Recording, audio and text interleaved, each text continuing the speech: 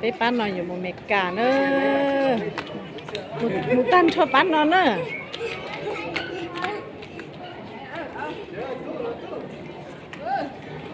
ว่าไทยได้ไร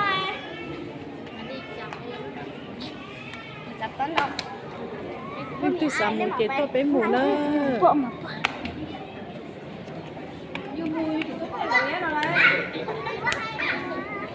นี่จ้องเตี้ยๆดีเลย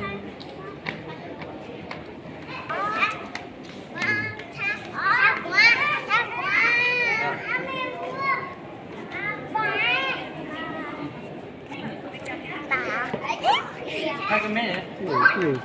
ไปเลิศ เด็กบีมนะ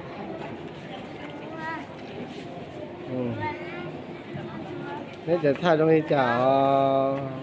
นี่อ๋อนี่เอ้ยมีเป็นหนวด